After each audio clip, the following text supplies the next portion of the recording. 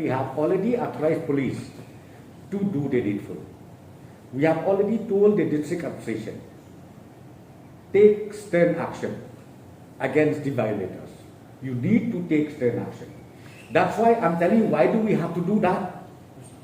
We have to do that just because people, they keep ignoring the appeal of the government. That's what I'm telling you. The need of the hour right now is let every citizen of the state take the responsibility individually. That if I feel that I don't need to go, why should I go? But right now it seems people who does not need, but they come out. They feel bored. They want to stay at home.